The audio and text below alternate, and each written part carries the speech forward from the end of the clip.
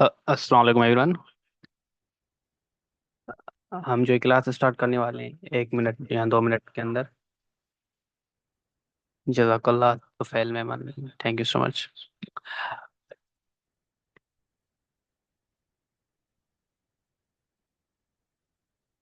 अच्छा, आज का जो हमारा टॉपिक होगा वो होगा रिप्लाई टू लीगल नोटिस।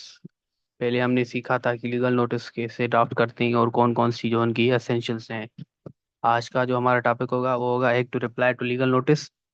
उसके साथ साथ एक इम्पॉर्टेंट चीज़ होती है, वो होती है वकालतनामा, जो हर केस में फाइल की जाती है, भले क्रिमिनल का हो या सिविल का हो या फैमिली का हो। अब हमने सिविल में इस वजह से ये दी है एक मॉड्यूल में, क्योंकि क्रिमिनल में कुछ बेसिक चीज़ें पहले डाल दी थी हमने, जैसे एडजोर्नमेंट हो गई, कंडोनेशन हो गई और सीटीसी। तो इस वजह से हमने जो ये कुछ बेसिक चीज़ें सिविल के लिए भी रखी थी, कि जब हम सिविल मॉड्यूल स्टार्ट करेंगे तो पहले कुछ बेसिक चीज़ें जो है उसमें होंगी, ताकि आप जो है पहले रिजेम्बलेंस हो सके आपकी भी, फिर आप अच्छी तरह समझ सकें चीज़ों को। तो इस वजह से इसमें जो है हमने रखा हुआ है। लेकिन ये जो वकालतनामा होगा वो हर केस में फाइल करना होगा वकील को। वो हम देखते हैं क्या होता है और कैसे ड्राफ्ट होता है। तो हम चलते हैं, क्लास को स्टार्ट करते हैं। जिनको आना था वो आ गए, और रिमेनिंग जो स्टूडेंट्स हैं वो रिकॉर्ड लेक्चर्स देख लेंगे।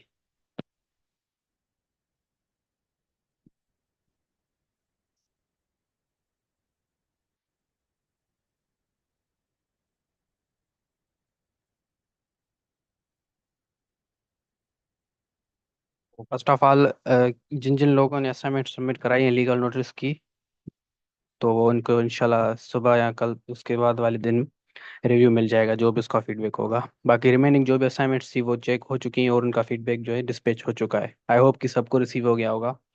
तो चलते हैं, हम जो है आज सीखेंगे कि जो रिप्लाई टू लीगल नोटिस है वो कैसे ड्राफ्ट किया जाता है। हमने जो लीगल नोटिस देखा था वो कैसे ड्राफ्ट करते हैं, और कौन सी चीज़ें जो है ज़रूरी होती हैं उसमें मेंशन करना। तो लीगल नोटिस में तो हमने देख लिया, अब उसका रिप्लाई देखते हैं उसको क्या डेफिनेशन है और कैसे ड्राफ्ट किया जाता है। तो रिप्लाई टू लीगल नोटिस में कौन सी चीज़ें ज़रूरी होती हैं? एक तो जो इशू रेज किए गए हैं लीगल नोटिस में, जो लीगल नोटिस सर्व किया गया है उनमें जो इश्यूज रेज किए गए हैं, जैसे हमने डिमांड अपनी बताई थी कि ये हमारे साथ मसला है, तुमने हमारे क्लाइंट की डिफेमेशन कर दी है। तो रिप्लाई टू लीगल नोटिस में उन इश्यूज की हम क्या करते हैं, उन इश्यूज को एड्रेस करते हैं। एड्रेस करते हैं मतलब कि उसका जवाब देते हैं बाय एडमिटिंग और डिनाइंग दी क्लेम्स। यहाँ तो हम उसकी बात को एडमिट करेंगे कि हाँ वाकई हमारे क्लाइंट से गलती हुई है, हम पैसे इतने, जितने भी आप पैसे बोलते हैं या जो भी आप माफी मांगने को बोलते हैं वो हम करने के तैयार हैं। या हम डिनाई करते हैं कि भाई हमारे क्लाइंट ने कोई ऐसी चीज ही नहीं कही, तुम ऐसे ही जो है हवा में बात कर रहे हो। तो हमारे पास रिप्लाई टू लीगल नोटिस में दो ऑप्शन होते हैं, या तो हम एडमिट करेंगे फैक्ट्स, या क्या करेंगे, डिनाई करेंगे। अच्छा, ऐसा होता है, जरूरी नहीं कि सारा का सारे फैक्ट्स या जो भी सारी चीजें क्लेम से आप एडमिट करें। कुछ चीजें ऐसे होती हैं आप एडमिट करते हैं, कुछ डिनाई करते हैं, वो आपके ऊपर होता है।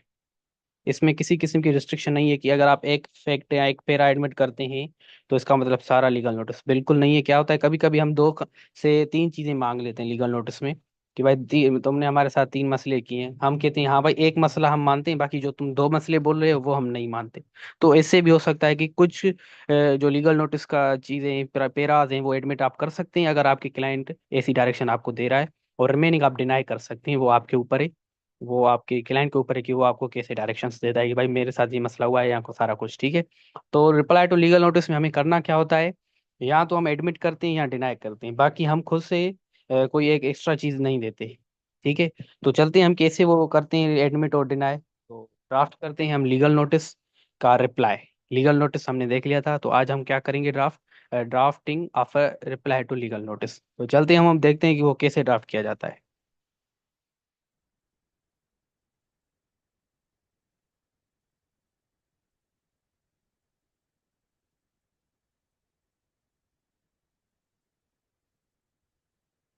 तो ये हम जो है अब, पहले हमारे पास हमारा क्लाइंट कौन था, पहले हमारा क्लाइंट था उस्मान, जो हमारे पास आया था। जो हमने प्रीवियस क्लास में देखा था कि उस्मान आया था, उसने बोला कि भाई मेरे साथ ये मसला हुआ है, मोहम्मद मुबशर ने ये व्लॉग बनाया है, उसमें मेरे जो रियल एस्टेट एजेंसी है उसके बारे में कुछ गलत चीज़ें कही हैं, जिससे मेरी रेपुटेशन के साथ साथ मेरे बिजनेस को भी नुकसान हुआ है। तो आज जो होगा हमारा रिप्लाई टू लीगल नोटिस कौन करेगा, मोहम्मद मुबशर करेगा, जिसके खिलाफ लीगल नोटिस सर्व हुआ है। तो हमने उसको जो है, अब ये फर्म भी दूसरी है। पहले कौन सी फर्म थी, वो मोहम्मद जोएब एंड को वाली थी, आज कौन सी, ये कानूनी हकीम एंड को वाली, ये दूसरा एक सपोज किया है हमने एग्जांपल। तो क्या होता है कि ये जो उस्मान का जो फर्म है, हमने ये देखा था कि जो लीगल नोटिस होता है वो एडवोकेट के थ्रू भी हम सर्व कर सकते हैं, और जो है इन पर्सन भी कर सकते हैं। तो अगर आप इन पर्सन कर रहे हैं तो ऊपर टाइटल जो ये कानूनी हकीम, ये जो फर्म का टाइटल है, आप अपना नाम देंगे और अपनी एड्रेस देंगे। इधर इसने एड्रेस दिए घर की, लेकिन ये क्योंकि फर्म है तो ऑफिस का एड्रेस होना चाहिए। बहरहाल, ये आप ऐसे डिटेल्स देंगे टाइटल में ऊपर, जैसे हम कोई भी एप्लीकेशन कोर्ट में फाइल करते थे तो क्या देते थे कि भाई इन दी कोर्ट ऑफ फिला फिला, जो भी होता है जुडिशियल मजिस्ट्रेट, सेशन जज या हाई कोर्ट होता था। तो इधर हम क्या करेंगे, लीगल नोटिस में हम जो है अगर फर्म है तो फर्म का टाइटल देंगे, अगर कोई वकील है तो वो, अगर वो इंडिपेंडेंट लॉयर है तो वो अपना नाम देगा, अगर कोई इन पर्सन दे रहा है जैसे लॉ स्टूडेंट हो गया या कोई भी सिटीजन हो गया तो वो अपना नाम देगा। उसके बाद ये सारे टाइटल्स होते हैं ऑन द बिहाफ ऑफ या टू, सारा कुछ ठीक है। और जो सीरियल नंबर होगा उसकी फर्म का लीगल नोटिस का वो देगा, और तारीख देगा जिस तारीख पे ये डिस्पैच करेगा टीसीएस के थ्रू। तो आज इसका जो क्लाइंट कौन है, मोहम्मद मुबशिर है, जिसके यहाँ जो लीगल नोटिस सर्व हुआ था। और जो है हम किसको सर्व करेंगे ये रिप्लाई टू लीगल नोटिस, जिसने हमें लीगल नोटिस दिया था। कौन किसने जो है दिया था, उस्मान ने दिया था। और किसके थ्रू दिया था, एक फर्म के थ्रू दिया था। कौन सा फर्म था, मोहम्मद जोएब एंड को। तो ये हो गया टाइटल। किसका टाइटल हो गया, ये टाइटल हो गया रिप्लाई टू लीगल नोटिस का, इसका ऐसा टाइटल होता है। अच्छा, आप इधर सोच रहे होंगे कि ये C/O लिखा हुआ है, इसका मतलब क्या है। अच्छा, अगर किसी को ये पता है तो कोई बता सकता है, अगर आप में से किसी को C/O का पता है तो चैट बॉक्स में बता दें काइंडली, नहीं तो मैं बता देता हूँ।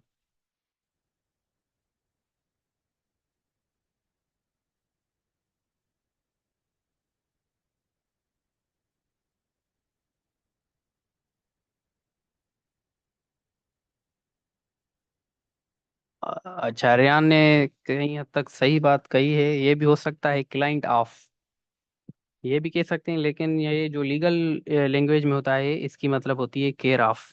CO का मतलब होता है केयर ऑफ। इसका मतलब ये होता है कि हम जो है देना किसको चाहते हैं, ये रिप्लाई टू लीगल नोटिस देना उस्मान को चाहते हैं, लेकिन कहाँ जो ये रिसीव होना चाहिए, ये रिसीव होना चाहिए इस एड्रेस पे। कभी कभी क्या होता है भाई, किसी बंदे के यहाँ हम जो है कोई चीज़ भेजना चाहते हैं, लेकिन हमें ये पता है कि वो अभी अपने घर पे नहीं रह रहा, किसी दोस्त के घर पे रह रहा है। तो हम क्या करेंगे कि भाई C/O देकर उसके दोस्त का नाम देंगे। इसको हम एग्जाम्पल के थ्रू देखते हैं। इधर लिखने की जगह नहीं है, तो हम इधर जो है कर देते हैं, 1 मिनट।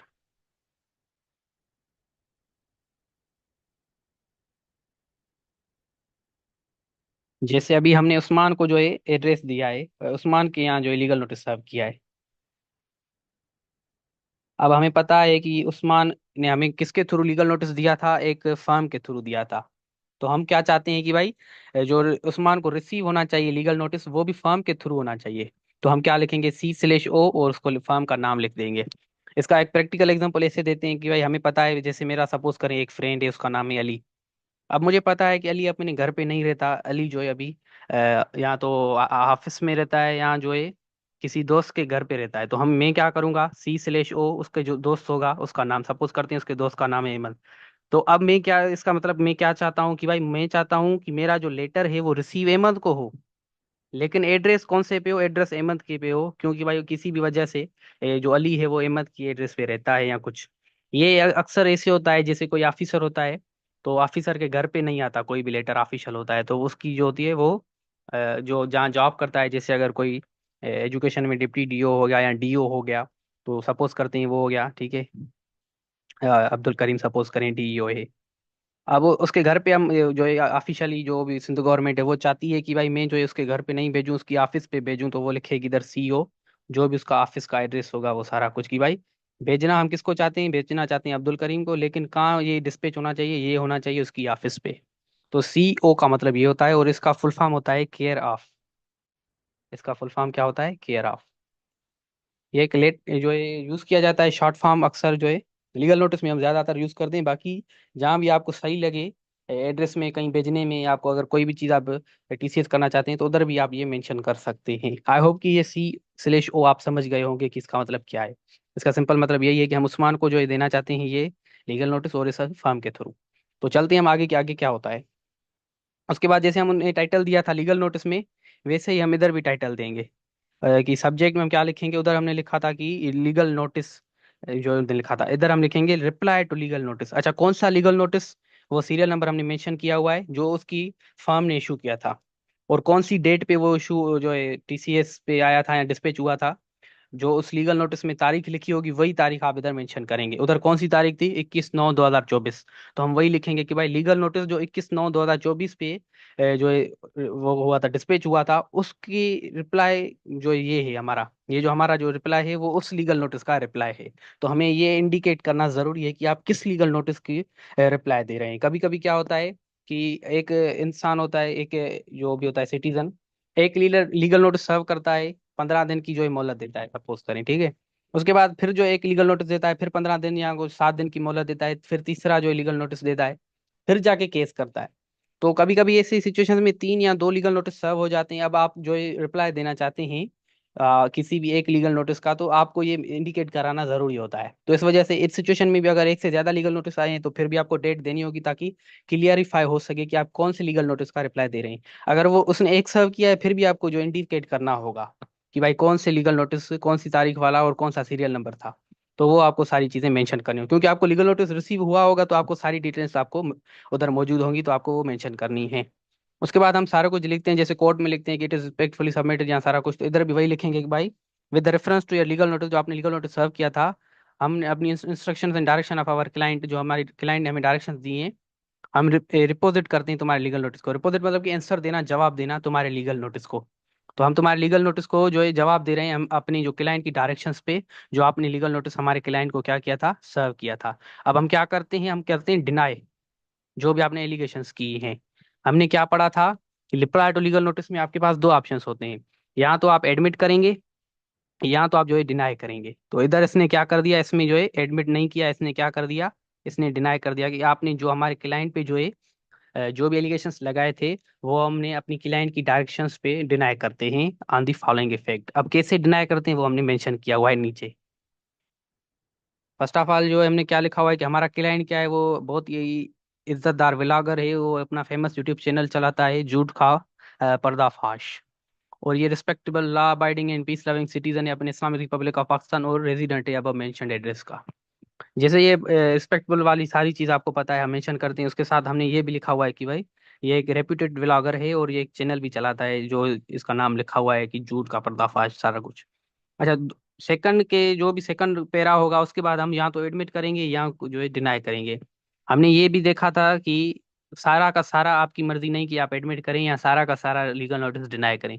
कुछ चीजें आप एडमिट कर सकते हैं और कुछ चीजें डिनाई कर सकते हैं, वो आपके ऊपर होता है। तो हमने इधर कुछ चीजें एडमिट की। अब कौन सी चीजें एडमिट की है, पेरा नंबर 2 हमने एडमिट किया है, और पेरा नंबर 4 का फर्स्ट सेंटेंस जो आपने लीगल नोटिस सर्व किया था हमारे क्लाइंट के। बाकी जो भी आपकी जो भी बातें हैं वो हम क्या करते हैं, डिनाई करते हैं। अब पेरा नंबर 2 में क्या लिखा हुआ है और पेरा नंबर 4 के फर्स्ट सेंटेंस में क्या लिखा हुआ है, वो हम देखते हैं। जो हमने जो लीगल नोटिस बनाया था कल वाले क्लास में, तो हम वो देखते हैं। फिर जो है देखते हैं कि भाई पेरा नंबर वो जो भी हम एडमिट कर रहे हैं, तो वो कौन सी चीजें हम एडमिट कर रहे हैं।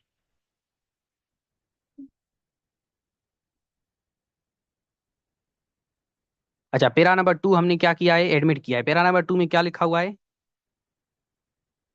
पेरा नंबर 2 में लिखा हुआ है कि हमारा जो ओनर है वो क्या है, क्लाइंट क्या है, ओनर है। तो हम ये एडमिट करते हैं, हाँ भाई आपका क्लाइंट ओनर है, हमें पता है।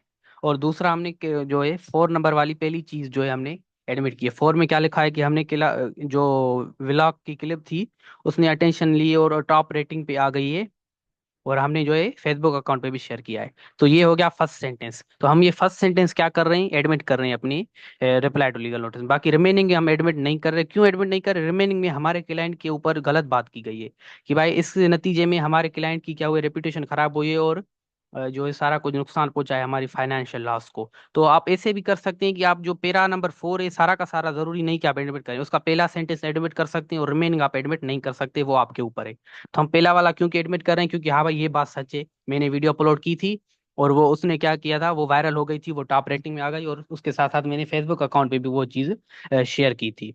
तो हम ऐसे भी कर सकते हैं कि हम पेरा की कुछ जो लाइनें हैं वो एडमिट कर सकते हैं और रिमेनिंग हम जो है इसको डिनाई भी कर सकते हैं। तो ये हमने 2 वाली और पेरा नंबर 4 की फर्स्ट सेंटेंस हमने क्या की है, एडमिट की है। बाकी रिमेनिंग हमने क्या की है, डिनाई की है। तो 2 वाली हमने जो भी एडमिट की है वो हमारे क्लाइंट की फेवर में है, और वो एक जो भी है ट्रुथ है, वो सच है, इस वजह से ट्रू है।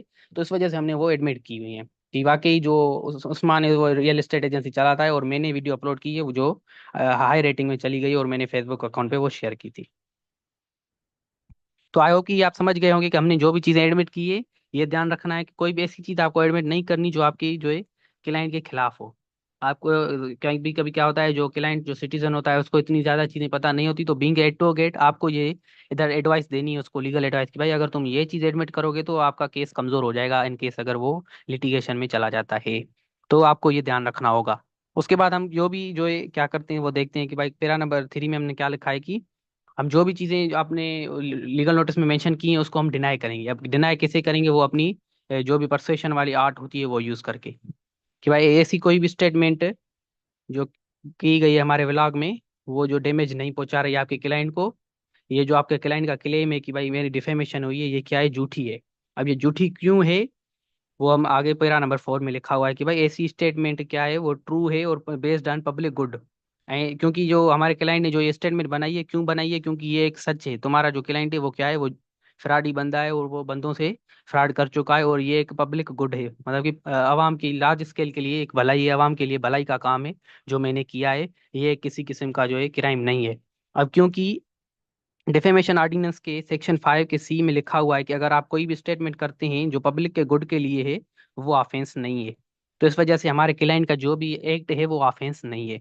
अच्छा, ये डिफेमेशन ऑर्डिनेंस 2002 का जो सेक्शन 5 है उसके क्लास सी में ये लिखा हुआ है साफ साफ की अगर कोई भी स्टेटमेंट आप देते हैं जो पब्लिक गुड के लिए है, वो ऑफेंस नहीं है। तो हम देखते हैं सेक्शन 5 क्या कहता है, वो हम भी देख लेते हैं।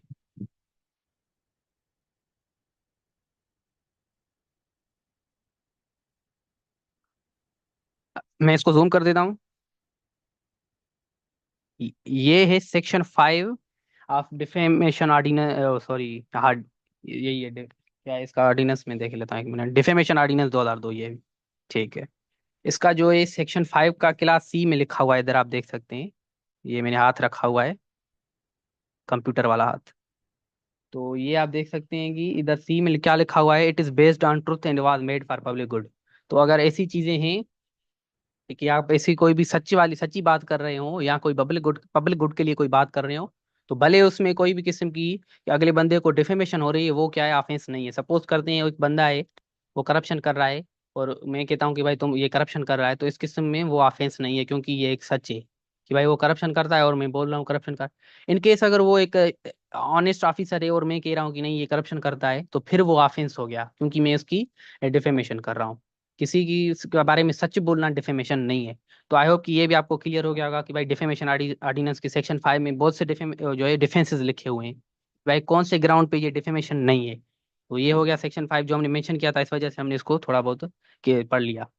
तो हमने ये भी एक अपना एडमिट जो है डिनाई कर दिया आपका फैक्ट कि भाई ये एक डिफेमेशन है ही नहीं, क्योंकि जो हम बात कर रहे हैं वो सच है। और इस पर डिफेमेशन ऑर्डिनेंस सेक्शन 5 के क्लास सी में लिखा हुआ है साफ साफ कि अगर कोई बात आप सच कह रहे हो या पब्लिक गुड के लिए कह रहे हो, वो एक ऑफेंस नहीं है। और हमारे क्लाइंट की किसी किस्म की इंटेंशन नहीं थी आपके क्लाइंट की डिफेमेशन करना या सारा कुछ करना। ये आपके क्लाइंट की बेसलेस क्लेम है। जो भी आपके क्लाइंट कह रहा है वो सिर्फ, जो हमारा क्लाइंट कह रहा है वो एक पब्लिक गुड है और पब्लिक के इंटरेस्ट के लिए, और वो सच भी है उस सेम टाइम पे। तो इस वजह से वो डिफेमेशन नहीं हुई। और जो हमारा क्लाइंट है being a citizen of Pakistan, उसने इंफॉर्मेशन दी है। और ये एक every citizen of Islamic republic of Pakistan का राइट है, right to speech press expression under article 19 of the constitution of Pakistan. ये हमारा एक फंडामेंटल राइट है। हमारे जो क्लाइंट है उसका जो है कॉन्स्टिट्यूशनल राइट है, उसने वो एक्सरसाइज किया है। इसी ने किसी किस्म का कोई ऑफेंस कमिट नहीं किया, लिहाजा ये जो आपके क्लाइंट के राइट्स वायलेट हैं। ये सारा कुछ, इसमें किसी किस्म की लीगल स्टैंडिंग नहीं है यहाँ, सारा कुछ ठीक है। तो ये हम क्या जो स्टैंडिंग ले रहे हैं, हम ये स्टांस ले रहे हैं कि हमारे क्लाइंट ने एक तो ऑफेंस कमिट नहीं किया। क्यों ऑफेंस कमिट नहीं किया? क्योंकि उसने सच बताया। दूसरा जो है, उसने जो भी बताई है वो अपना जो राइट है, fundamental right article 19 of the constitution Pakistan में लिखा हुआ है, वो उसने जो है एक्सरसाइज किया। अच्छा, आप ये सोच रहे होंगे कि बहुत से स्टूडेंट जो सीनियर हैं, जो फाइनल ईयर, उनको तो ये सेक्शंस पता होंगे, आर्टिकल 19 जो फंडामेंटल राइट्स है हमारे, और प्लस में डिफेमेशन ऑर्डिनेंस भी उन्होंने पढ़ा होगा। और बहुत से स्टूडेंट ऐसे हैं जो फर्स्ट ईयर वाले हैं हमारे यहाँ। तो आप परेशान मत होइएगा कि ये सेक्शंस कैसे जो है मेंशन किए करेंगे यहाँ सारा कुछ। तो टाइम टू टाइम जब आप आएंगे इंशाल्लाह, first year, second year, third year, final 5 साल है आपके पास, तो इन 5 सालों में बहुत सी लॉज आप सीख जाएंगे। तो जब आप प्रैक्टिस में आ जाएंगे, तो आपके पास बहुत से लॉज होंगे मेंशन करने के लिए। तो ये टाइम टू टाइम इंशाल्लाह आप सीख लेंगे। तो आगे चलते हैं, देखते हैं हम हिंदी जो भी अब हम लिखेंगे कि भाई जो आपने लीगल नोटिस भेजा है उसको विथड्रा करो या रिकॉल करो। मतलब रिकॉल करो कि सही तरीके से भेजो कि भाई क्या मसला है आपके पास यहाँ, सारा कुछ। तो हम क्या करेंगे कि भाई you are hereby called upon to recall or with the legal notice जो आपने भेजा था हमारे क्लाइंट पे। क्योंकि आपके क्लाइंट का क्लेम क्या है, अनलॉफुल है, लॉफुल नहीं है, इलीगल है। और जो भी फर्म होगी वो अपना नाम लिखेगी और जो उसका स्लोगन होगा फिर उधर ये अपनी सिग्नेचर करेगी। तो ये हो गया रिप्लाई टू लीगल नोटिस में। थोड़ा इसको ज्यादा जूम कर देता हूँ। तो रिप्लाई टू लीगल नोटिस ऐसे होता है। आई होप कि ये समझ गया होगा। तकरीबन जो लीगल नोटिस हमने देखा था उसका ही शेप है, बस इसमें थोड़ी चीजें डिफरेंट है। इसमें हम क्या करते हैं, एडमिट या डिनाई करते हैं, और अपना जो भी आर्गुमेंट्स जो होते हैं, रिलेवेंट जो लॉज हैं वो भी आप मेंशन कर सकते हैं। लीगल नोटिस में भी आप मेंशन कर सकते हैं, इधर भी आप मेंशन कर सकते हैं। इसमें टाइटल में थोड़ी बहुत ये सीईओ स्लेश जो भी होता है थोड़ा बहुत चेंज है, उतना जो है दिन रात का फर्क नहीं है। बहुत सी चीजें तकरीबन जो लीगल नोटिस है उसी की तरह है। तो आई होप कि ये आप समझ गए होंगे कि रिप्लाई टू लीगल नोटिस कैसे देना होता है। उसके बाद हम चलते हैं वकालतनामा। वकालतनामा क्या होता है? अच्छा, अगर किसी को पता है कि वकालतनामा क्या होता है तो काइंडली बता दे चैट बॉक्स में। या अपना कोई भी एक जुडिशल माइंड तो नहीं है मेरा ना आपका, क्योंकि अभी हम इतने एबल नहीं है। बहरहाल अपना जो भी नॉर्मल माइंड है आप यूज करके बता सकते हैं, अगर आप चाहें बताना तो चैट बॉक्स में आप बता सकते हैं काइंडली।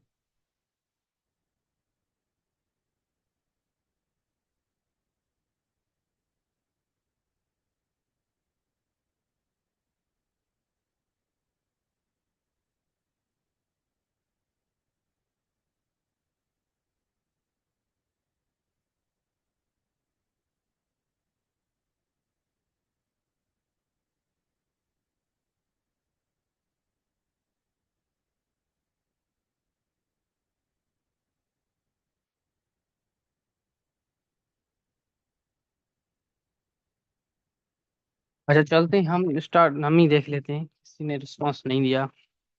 हो सकता है आपके लिए ये चीज़ नहीं हो, लेकिन फिर भी हम कवर कर लेते हैं कि क्या होता है वकालतनामा।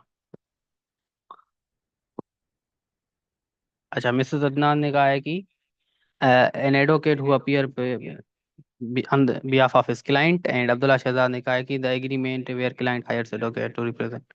जी बिल्कुल, आप दोनों की बात सही है, मिसेस अदनान की भी और अब्दुल्ला शहजाद की भी, कि ये वकालतनामा क्या है? एक रिटन डॉक्यूमेंट है। रिटन एग्रीमेंट भी आप कह सकते हैं इसको। वकालतनामा क्या है? रिटन डॉक्यूमेंट है जो अथॉरिटी ग्रांट करता है किसी भी एडवोकेट को अपने क्लाइंट के बिहाफ पे एक्ट करना इन द कोर्ट।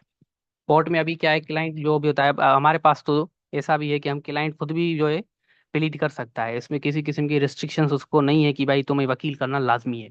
अगर वो खुद करना चाहे प्लीड इन पर्सन वो कर सकता है। अगर वो वकील करना चाहता है तो फिर वकालतनामा होता है, वो साइन होता है।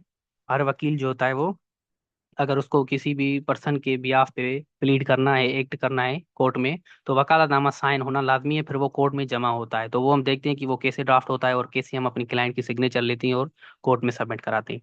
तो वकालतनामा एक रिटन डॉक्यूमेंट होता है जिसमें एक एडवोकेट को क्या दी जाती है, अथॉरिटी दी जाती है कि भाई तुम अपने क्लाइंट के बिहाफ पे क्या करो, एक्ट करो।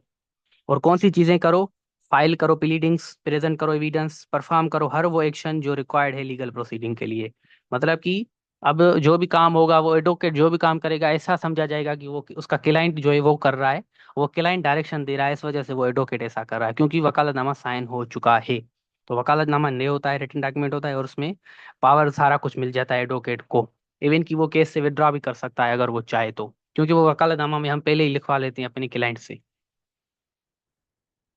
तो एसेंशियल सा वकालतनामा क्या है वो हम देखते हैं। फर्स्ट ऑफ ऑल हमें name of the court mention करना होता है, कौन सी कोर्ट में ये केस चल रहा है जिसका वकालतनामा आप देना चाहते हैं, कौन से केस में ये वकालतनामा दे रहे हैं, केस डिटेल्स, क्लाइंट का नेम क्या है जो आपका क्लाइंट है। कभी कभी क्या होता है कि एक ही केस में पांच छह जो क्लाइंट जो होते हैं, अक्यूज होते हैं या कंप्लेनेंट होते हैं। तो इन सिचुएशन में क्या होता है, आपको ये बताना होता है कि आपका कौन सा जो है क्लाइंट है, कौन सा जो कंप्लेन अक्यूज है जो आपका क्लाइंट है। तो उसका नाम उधर वकालतनामा में मेंशन करते हैं।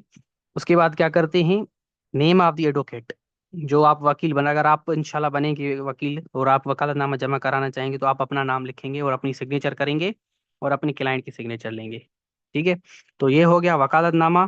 तो हम चलते हैं कि वकालतनामा को कैसे ड्राफ्ट करते हैं। तो आई होप कि आप समझ गए होंगे कि वकालतनामा क्या होता है। ये हर केस में जो होता है वो फाइल होता है। अगर क्रिमिनल का केस हो, फैमिली का केस हो, या इवन की सिविल का केस हो, बैंकिंग का हो, एंटी करप्शन का, नेब का, किसी किस्म का केस हो, किसी भी, अगर क्लाइंट को आपको रिप्रेजेंट करना है कोर्ट में, तो आप उससे वकालतनामा साइन कराएंगे और कोर्ट में जमा कराएंगे कि भाई मैं इस क्लाइंट को रिप्रेजेंट करना चाहता हूँ कोर्ट में।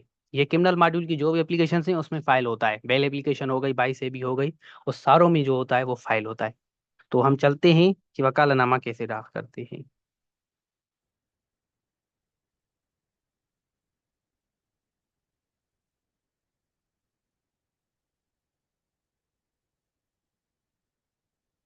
अच्छा, ये आपकी स्क्रीन के ऊपर है, इधर हमने टाइटल दिया हुआ है वकालतनामा लिखा हुआ है।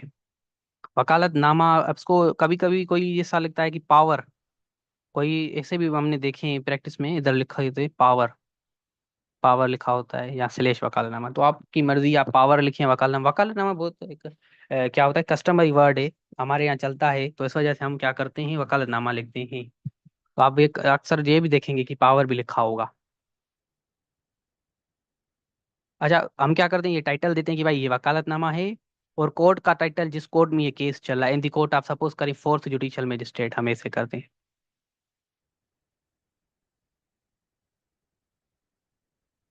तो हम ऐसे करेंगे भाई, फोर्थ जुडिशियल मजिस्ट्रेट केस चल रहा है, उसमें ये वकालतनामा जमा करा रहा हूँ।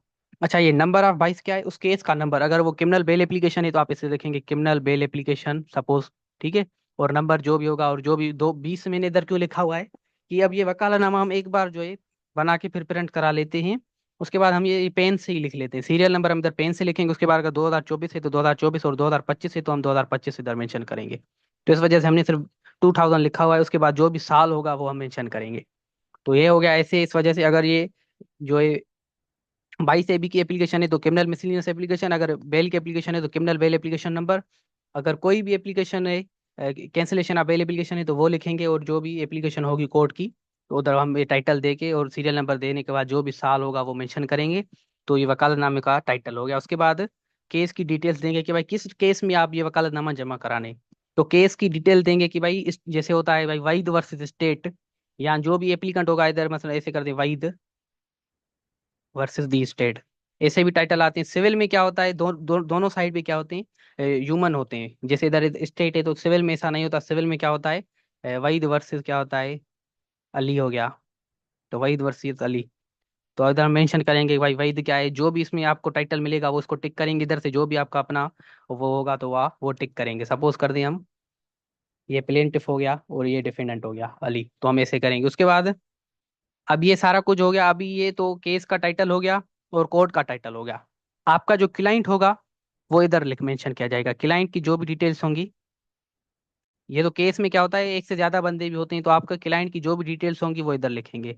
जैसे एफिडेविट में डिटेल होती है कि आए फिलां बंदा, फिलाने का बेटा, मुस्लिम हूँ, ऐसे हूँ, यहाँ रहता हूँ। फिर उसके बाद ये सारी डिटेल देने के बाद इधर नीचे वो सारी चीजें बातें करेगा, इधर जो भी 5-6 लाइनें हैं आपको डिटेल्स ही मेंशन करनी होती हैं। अच्छा, इधर आय की बजाय वी भी लिखा हुआ है, ये क्यों लिखा हुआ है, क्योंकि कभी कभी आप वकालतनामा अगर एक से ज्यादा बंदे हैं एक ही केस में, और 2 या 3 बंदे आपके पास आ रहे हैं कि हम आपको वकील करना चाहते हैं, तो दोनों की डिटेल के लिए आप एक ही वकालतनामा जमा कराएंगे।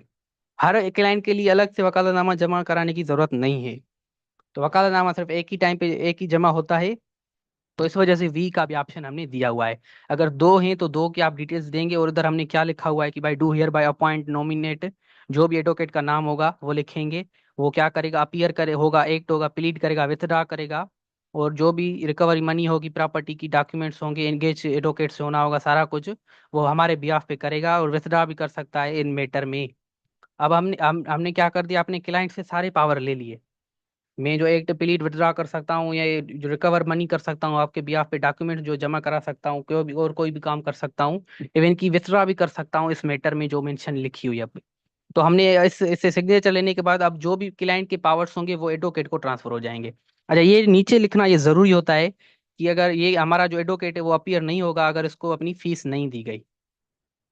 तो ये इस वजह से लिखते हैं, कभी कभी क्या होता है क्लाइंट क्या होता है फीस नहीं देता, अगर आप ये लाइन मेंशन नहीं करेंगे वकालतनामा में, फिर आपको जो है अपीयर होना लाजमी होगा। तो आप ये मेंशन जरूर करिएगा, इन केस कभी कभी ऐसा होता है ना कि क्लाइंट फीस नहीं एक तारीख की दे देता है, दूसरी तारीख में नहीं देता, तो फिर आप उसके केस में अपीयर नहीं होंगे, तो वो आप मजबूरन आपको फीस देगा। लेकिन अगर आपने ये लाइन मेंशन नहीं की होगी तो फिर आप मजबूर हो जाएंगे, फिर आपको केस में अपीयर होना होगा टिल दी डिस्पोज ऑफ, जब तक डिस्पोज या डिसमिस नहीं हो जाता। तो ये लाइन लिखना जरूरी है कि भाई अगर वो आप प्रोफेशनल फीस नहीं देगा तो फिर वो अपीयर नहीं हो सकता, या उसकी मर्जी है कि वो अपीयर नहीं हो।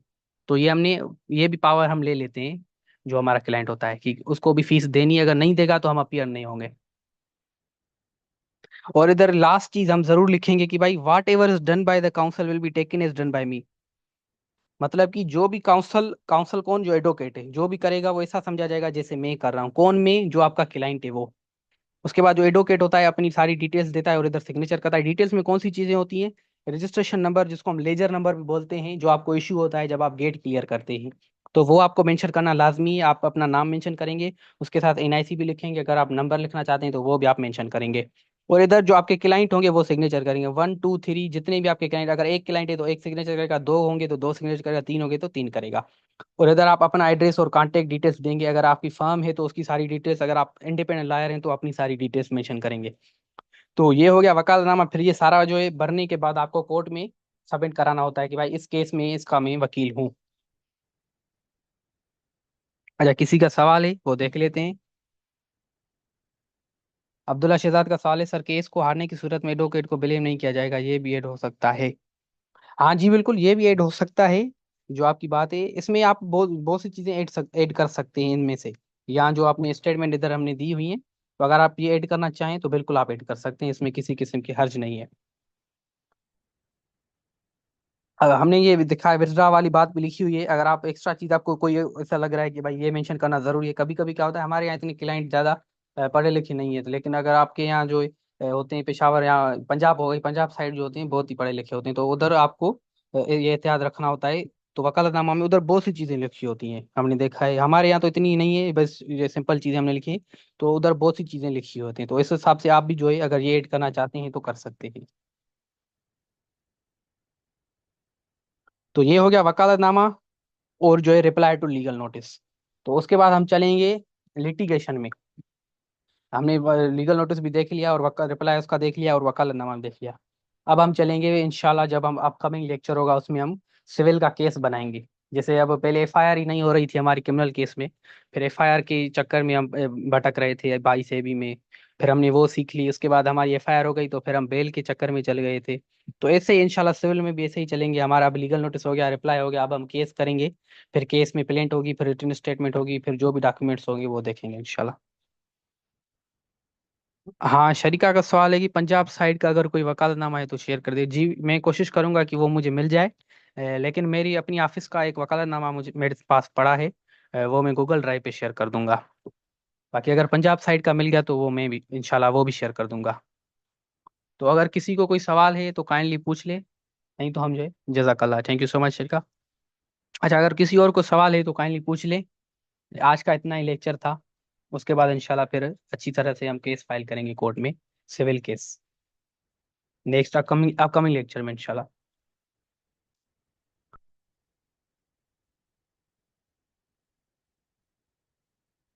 अच्छा, अगर किसी को सवाल नहीं है तो हम क्लास को इधर ही वाइंड अप करें। अच्छा, रेयान ने सवाल किया है कि जो एडवोकेट की डिटेल्स हम क्या लिखेंगे, काइंडली बताएं, इंटरनेट डिस्टर्ब हो गया था, ठीक है हम बता देते हैं। अच्छा, एडवोकेट की डिटेल्स जो हमने इधर मेंशन की हुई है, इधर आप एक तो एडवोकेट का नाम लिखेंगे, जैसे इधर लिखा हुआ है एडवोकेट नेम, उसके बाद डिटेल्स में आप लिखेंगे उसकी एनआईसी लिखेंगे। उसका अगर फोन नंबर आप लिखना चाहते हैं अपना तो आप वो भी लिख सकते हैं। उसके बाद ये रजिस्ट्रेशन नंबर होता है जो हर वकील को अलॉट होता है। जैसे एनआईसी नंबर होता है अलॉट हर सिटीजन को, ऐसे ही एक वकील को रजिस्ट्रेशन नंबर होता है।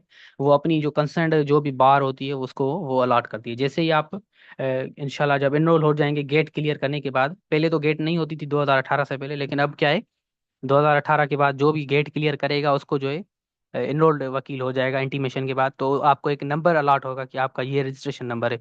तो वो भी मेंशन करना लाजमी होता है कि वो जज को पता चल सके कि कौन सा, कभी कभी कोर्ट में क्या होते हैं एक ही नाम के बहुत सारे वकील होते हैं। तो इस वजह से एनआईसी तो सबकी डिफरेंट होती है, तो एनआईसी से भी क्लियर हो सकता है, फिर रजिस्ट्रेशन नंबर से भी क्लियर हो सकता है कि भाई कौन सा वकील है। तो रजिस्ट्रेशन नंबर, एनआईसी, नाम, और अगर व्हाट्सएप नंबर या कोई जो भी फोन नंबर है मेंशन करना चाहते हैं तो वो आप मेंशन करेंगे। तो ये डिटेल्स होती हैं एडवोकेट की। अच्छा, और किसी को सवाल है तो काइंडली पूछे। जजाकल्ला Aryan, thank you so much. तो हम नहीं तो क्लास को वाइंड अप करें, और किसी को और कोई सवाल हो तो अपकमिंग लेक्चर में इंशाल्लाह पूछ लीजिएगा। तो आज का सिर्फ इतना ही लेक्चर था, रिप्लाई टू लीगल नोटिस और वकालतनामा। जजाकल्ला, थैंक यू सो मच। तो फिर अमान अल्लाह।